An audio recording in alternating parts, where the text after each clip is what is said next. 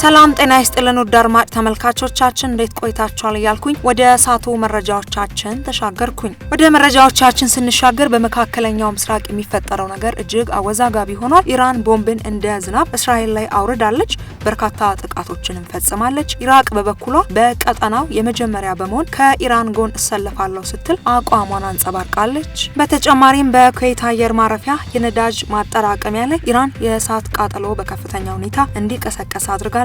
ከዚህ ጋር በተያያዘ የኩዌት መንግስት መግለጫ ሰጥቷል። እንዲሁም ኢራን ከጠላቴ ጋር ተባብረዋል ያለቻቸውን ዜጎች ንብረት መውረስ ጀምራለች። ሙሉ መረጃውን አያይዘን የምናጋራችሁ ነው። በሌላ በኩል አነጋጋሪ መረጃ ትራምፕ ከኢራን ጋር ድርድር መጀመራቸውንና ከኢራን ውድ ስጦታ ማግኘታቸውን ገለጹ። ነገሩ ብዙዎችን ግራ አጋብቷል። አይዝም ብለው ነው የነዳጅ ዋጋ እንዲረግብ ብለው ነው ያሉም አይጠፉም። ጉዳዩን በዝርዝር የምንመለከተው ነው። በተያያዘ መረጃም ፕሬዚዳንት ትራምፕ ባለ 15 ነጥብ የድርድር እቅድ ወደ ኢራን ላኩ። እነዚህ 15 ነጥቦች ለእስራኤልም ልከዋል። በርካቶችም እንደ መነጋገሪያ ርዕሰ ጉዳይ አድርገውታል። እነዚህ 15 ነጥቦች ምንድናቸው የሚለውን በደረጃና እውነት ኢራንስ እነዚህ ነጥቦች ትቀበላለች የሚለውን ሁሉንም ይዘናል ወደ እናንተ የምናቀርብም ይሆናል። ሌላኛው መረጃችን የቱርክዬ ፕሬዝዳንት ረጂብ ጣይብ ኤርዶዋን ተባብሶ በቀጠለው ጦርነት ዙሪያ በቁጣ መግለጫ ሰጥተዋል። በሌላ በኩል ያለ መረጃ ዓለም ወዴት እየሄደች ነው፣ ከግራም ከቀኝም ምን እየተካሄደ ነው ያስባለ መረጃ ነው። የኢራን አጋር የሆኑት ሩሲያ ባለፉት 24 ሰዓታት ውስጥም በዩክሬን ላይ እጅግ ከፍተኛ የተባለው 948 የሰው አልባ አውሮፕላኖች ወይም የድሮን ጥቃት ፈጸመች። የዩክሬኑ ፕሬዝዳንት ስለ ጉዳዩ ተናግሯል። ሙሉ መረጃውን ይዘናል። ይህንንም ወደ እናንተ የምናስደምጣችሁ ይሆናል። ክቡራን አድማጭ ተመልካቾቻችን ከላይ ያላካተትናቸው በርካታ ርዕሰ ጉዳዮችን መካከለኛው ምስራቅን በተመለከተ ብዙ መረጃዎችን ይዘናል። እንደተለመደው እስከ ዝግጅታችን ፍጻሜ ድረስ አብራችሁን ቆዩ። ታዲያ ሁሌም ታማኝና መሰል መረጃ ለማግኘት ለቻናላችን አዲስ ከሆናችሁ ቻናላችንን ሰብስክራይብ በማድረግ የደውል ምልክቱን መጫኖ እንዳይረሱ። ቪዲዮ ላይክ፣ ሼር በማድረግ ይጀምሩ።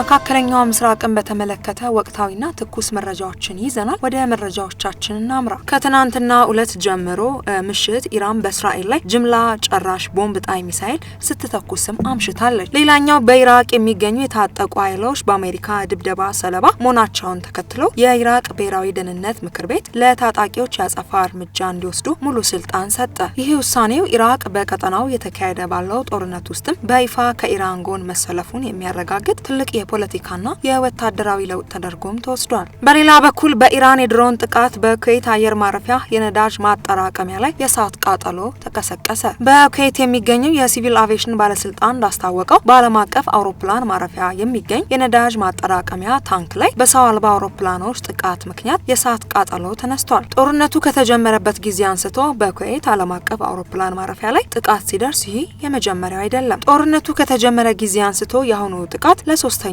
ጊዜ ነው። ባለፈው ሳምንት ጥቃት የደረሰበት ሲሆን ራዳርም ጠፍቷል። ኩዌት የሚገኘው ዓለም አቀፍ አውሮፕላን ማረፊያም ይህ ጦርነት ከተጀመረበት ጊዜ ጀምሮ ስራውን አቁሟል። ምንም በረራዎች ከስፍራው የተነሱ አይደለም። ሁሉም በረራዎች ወደ ሳውዲ አረቢያ ተዘዋውረዋል። ሳውዲ አረቢያ የሚገኘው ደግሞ አውሮፕላን ማረፊያ በረራዎቹን ካዘዋወሩባቸው አየር ማረፊያዎች መካከል አንዱ ነው። ትናንት ምሽት ኩዌት ውስጥ 12 እና 13 ጊዜ ማስጠንቀቂያ ደውል የተሰማ ሲሆን ይህም ጦርነቱ ከተጀመረ ወዲህ ከተሰሙ ማስጠንቀቂያዎችም የበለጠ ነው። ትናንት ምሽት ከኢራን የተወነጨፈ 13 ሰው አልባ አውሮፕላኖችና 6 ሚሳኤሎችን ማውደማቸውን ባለስልጣናቱ ገልጸዋል። ይህ የሚያሳየው ጦርነቱ መባባሱን ሲሆን ኩዌት ግን አሁንም የዲፕሎማሲ መፍትሄ ሊኖር እንደሚችል ብቻ ተስፋም አድርጋለች። ይህ የተራዘመው ግጭት እንዲቀጥል ምንም አይፈለግም፣ ሰዎች ጦርነቱን በፍጥነት እንዲቆምም ይፈልጋሉ ሲሉ ባለስልጣናቱ ተናግረዋል።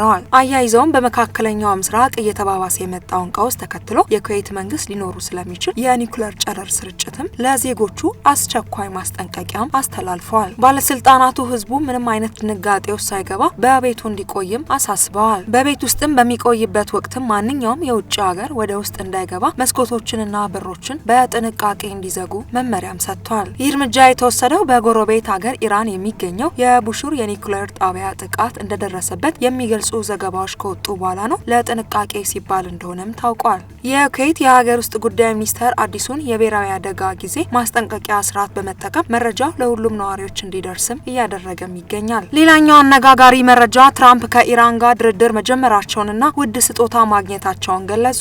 የአሜሪካው ፕሬዝዳንት ዶናልድ ትራምፕ አስተዳደራቸው ከኢራን ጋር ቀጥተኛ ድርድር መጀመሩን በኦቫል ኦፊስ ለጋዜጠኞቹ በሰጡት መግለጫም አስታውቀዋል። ፕሬዝዳንቱ ኢራን ጦርነቱን ለማቆምና ስምምነት ላይ ለመድረስ ከፍተኛ ፍላጎት እያሳየች መሆኑን ገልጸው ትናንትናም ከነዳጅና ጋዝ ጋር የተያዘ ታላቅ ስጦታ ለአሜሪካ ልካለችም ብለዋል። ትራምፕ ቀደም ሲል በኢራን ኃይል ማመንጫ ጣቢያ ላይ ጥቃት ለመሰንዘር አቅደው እንደነበረ ቢናገሩ ቴህራን ባለፈው ሳምንት መጨረሻ ላይ የድርድር ጥያቄ ማቅረቧንም ጠቁመዋል። በድርድሩ ላይ ጃሬድ ኩሽነር እና ስቲቭ ማርኮ ሮቢዮ እና ጄዲ እየተሳተፉ መሆኑንም ገልጸዋል። ዋናው የድርድር ነጥብ ኢራን የኒውክሌር መሳሪያ እንዳይኖራት ማድረግም ሲሆን የሲቢኤስ ኒውስ መረጃ ዳግም ኢራን በአማላጅ በኩል ከአሜሪካ መልእክት እንደደረሳትም አረጋግጠዋል። ምንም እንኳን የተወሰኑ የቅርብ አማካሪዎች በሁኔታው ቅር ቢሰኙም ጉዳዩ በቅርቡ እልባት እንደሚያገኝም ፕሬዝዳንቱም ገልጸዋል። በሌላ በኩል ሳውዲ አረቢያ አሜሪካ በኢራን ላይ የምታደርገውን ጫና እንድትቀጥል ግፊት እያደረገች መሆኑም ተመላክቷል። ኢራን በበኩሏ ለትራምፕ ምንም አይነት ስጦታ እንዳልሰጠች ይፋ አድርጋለች። በተያያዘ መረጃ ኢራን ሁሉን አቀፍ ተኩስ አቁም እንጂ ጊዜያዊ ስምምነትን አትቀበልም ሲሉ የውጭ ጉዳይ ሚኒስተር አራግቼ ተናግረዋል። የኢራን የውጭ ጉዳይ ሚኒስተር አባስ አራግቼ ሀገራቸው ከአሜሪካ ጋር ሁሉን አቀፍ የተኩስ አቁም እንጂ ጊዜያዊ ስምምነት ማድረግ እንደማትፈልግም ተናገሩ። የውጭ ጉዳይ ሚኒስተሩ ይህንን የተናገሩት ከቻይናው አቻቸው ዋንጊ ጋር ባደረጉት ውይይት ላይ መሆኑን የቻይና መንግስት መገናኛ ብዙሃን ዘግበዋል። አራግቼ ኢራን ለጊዜው ሳይሆን ሁሉን አቀፍ የተኩስ አቁም ስምምነት ዝግጁ ናት በማለት ለመላው ዓለም አሳሳቢ የሆነው የሆርሙዝ ወሽመጥም ከጠላቶቻቸው በስተቀር ለሌሎች ክፍት መሆኑን ተናግረዋል። በዚህም ከኢራን ጋር ጦርነት ውስጥ ከገቡት ሀገራት በስተቀር ሆርሙዝ በአሁኑ ወቅትም ሁሉም መርከቦች ምንም ችግር ሳያጋጥማቸው ማለፍ ይችላሉ ብለዋል። የቻይና መንግስት መገናኛ ብዙሃን በኢራንና በቻይና የውጭ ጉዳይ ሚኒስተሮች መካከል የተደረገውን ውይይት በተመለከተ መግለጫ ያቀረበ ሲሆን የቻይናው ሚኒስተር በኢራንና በተቀናቃኞቿ መካከል ያለውን አለመግባባት ለመፍታት ንግግር ዋነኛ መንገድም መሆን አለበትም ብለዋል። ዋንጊ ሁልጊዜም መነጋገር ከመዋጋት የተሻለ ነው በማለት ሁሉም ወገኖች ለሰላምና ለንግግር የተከፈቱ አጋጣሚዎችን በፍጥነት እንዲጠቀሙ ጥሪ አቅርበዋል። ሌላኛው መረጃችን ፕሬዝዳንት ትራምፕ ባለ 15 ነጥብ ድርድር እቅድ ወደ ኢራን ላኩ። ነጥቦቹ ምንድናቸው የሚለውን በቅድመ ተከተል እንመልከት። ኢራን የሆርሙዝ ሰርጥን መቆጣጠሯ ማንኛውንም የመውጫ ስልት ቢያወሳስበውም ፕሬዝዳንት ትራምፕ ግጭቱን ለማቆም ቁርጠኛም ይመስላሉ። የአሜሪካ ወገን የ15 ነጥብ እቅዱን ለእስራኤል ያሳወቀ ሲሆን የቴህራንም ወገን መሰረታዊ ውሎችን ተቀብላለች የሚል የይገባኛል ጥያቄ አቅርበዋል። ይሁን እንጂ እስካሁን ድረስ እንዲህ አይነቱ ስምምነት የሚያረጋግጥ ተጨባጭ መረጃም አልተገኘም። በኒውዮርክ ታይምስ ጋዜጣ ላይ የወጣው ጦርነትን ለማቆም ትራምፕ ያቀረቡት 15 እቅዶች ነጥቦችም ከታችም ቀርበዋል።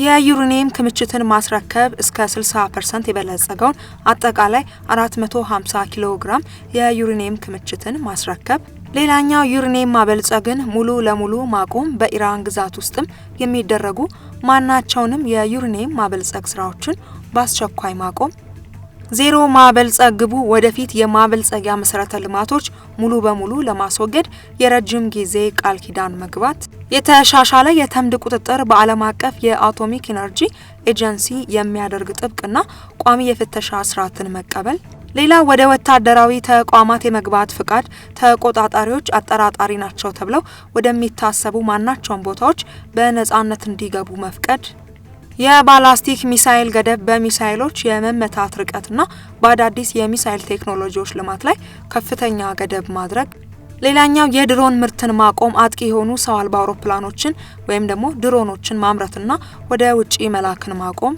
እንዲሁም ደግሞ ተላላኪ ቡድኖችን መርዳት ማቆም፣ ለሂዝቦላ፣ ለሁቲዎች፣ ለሐማስና ለሌሎች የታጠቁ ቡድኖችን የሚያደርገውንም ማንኛውንም የገንዘብና ወታደራዊ ድጋፍ ማቆም፣ ሌላው ከቀጠናዊ ግንባሮች መውጣት፣ የኢራን ኃይሎች ወይም በሷ የሚመሩ ሚሊሻዎችን ከሶሪያና ከየመን በደረጃ ማስወጣት፣ እንዲሁም የመርከብ ጉዞ ዋስትና መርከቦች በሆርሙዝ ሸለቆ ላይ ያለምንም እንቅፋት እንዲያልፉ ቃል መግባትና በባህር ላይ የሚደረጉ የጠላትነት ድርጊቶችን ማቆም፣ የእስረኞችን መለቀቅ፣ በኢራን እስር ቤቶች የሚገኙ አሜሪካውያንና ሌላ ሀገር ዜጎችን በአስቸኳይ መለወጥና መልቀቅ፣ የሳይበር ጥቃቶችን ማቆም በአሜሪካና በተባባሪዎቿ ላይ የሚሰነዘሩ አጥቂ የሳይበር ዘመቻዎችን ለማቆም ቃል መግባት፣ የቀጠናውን ሉዓላዊነት ማክበር፣ የባህረ ሰላጤ ሀገራትንና የእስራኤል መንግስት ሉዓላዊነትን እውቅና መስጠትና ማክበር እንዲሁም ወደ ዓለም አቀፍ ኢኮኖሚ መመለስ፣ ኢራን ወደ ዓለም አቀፍ የባንክ ስርዓትና ወደ ዓለም አቀፍ የነዳጅ ገበያ በቅድመ ሁኔታዎች እንድትመለስ እድል መስጠት። እነዚህ ናቸው ማለት ነው 15 ነጥቦቹ። ታውቁት ትናንትና ባደረስናችሁ መረጃ ፓኪስታን አሜሪካና ኢራንን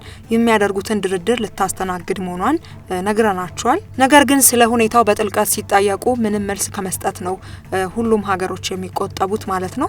ይሄ ደግሞ ይበልጥ ነገሩን አወዛጋቢም አድርጎታል። እስኪ እናንተም ውድ አድማጭ ተመልካቾቻችን ይሄንን 15 ነጥብ እንዴት አያችሁት? ሀሳብ አስተያየታችሁን በኮሜንት አስቀምጡልን። ሌላኛው መረጃችን ደግሞ ዓለም እጅግ አሳሳቢ ሁኔታ ውስጥ ነው የምትገኘው። ሩሲያ ባለፉት 24 ሰዓታት ውስጥም በዩክሬን ላይ እጅግ ከፍተኛ የተባለውን 948 ሰው አልባ አውሮፕላኖች ወይም ድሮንን ጥቃት ፈጸመች። ጦርነቱ ከተጀመረበት ጊዜ አንስቶ በ24 ሰዓታት ውስጥም ሩሲያ በዩክሬን ላይ ትልቁን የአየር ላይ ጥቃት በመሰንዘር በ948 ሰው አልባ አውሮፕላኖች በመላ ሀገሪቱ የሚገኙትን ከተሞች ደብድባለች። የዩክሬን አየር ኃይል እንዳስታወቀው ከተወነጨፈበት 556 ሰው አልባ አውሮፕላኖች ተኩሶ መጣሉን ገልጿል። በምዕራባዊው የሊቪቭ ከተማ በ16ኛው ክፍለ ዘመን የበርናዲን ገዳም የዩኔስኮ ዓለም ቅርስ ቦታ ተጎድቷል ሲሉ የአካባቢው ባለስልጣናት ተናግረዋል። በአጎራባች ኢቫኖ ፍራንሲኪቭስክ ክልል ውስጥም የእናቶች ሆስፒታል ተጎድቷል። በአንድ ሌሊት በሩሲያ በደረሰ ጥቃት 5 ሰዎች መገደላቸውንም ሪፖርትም ተደርጓል። ማክሰኞ ማምሻውን በቪዲዮ መልእክት ያስተላለፉት የዩክሬኑ ፕሬዝዳንት እንደተናገሩት የቅርብ ጊዜዎች ጥቃቶች መጠን ሩሲያ ይህንን ጦርነት በትክክል የማቆም ፍላጎት እንደሌላት በግልጽም ያሳያልን ብለዋል። ስለ ጥቃቶቹ የሩሲያ ጦር በይፋ የሰጠው መግለጫም የለም። በሌላ በኩል ወደ መካከለኛው ምስራቅ ስንመለስ የቱርክዬ ፕሬዝዳንት ረጂብ ጣይብ ኤርዶዋን ተባብሶ የቀጠለው የኢራን ጦርነትን ከፍተኛ ኢኮኖሚ ቀውስ እያስከተለ መሆኑን ገልጸው ግጭቱ በአስቸኳይ እንዲቆም እየቀረቡ ያሉ ጥሪዎችን እንደሚደግፉም አስታወቁ። ኤርዶዋን ጦርነቱ ከፍተኛ የኢኮኖሚ መዘዝ እያስከተለ ነው፣ ግጭቱ በአስቸኳይ እንዲቆም የቀረቡ ጥሪዎችን እንደግፋለን ብለዋል። በሌላ በኩል ኢራን ከጠላት ጋር ተባብረዋል ያለቻቸውን ዜጎች ንብረት መውረስ ጀመረች።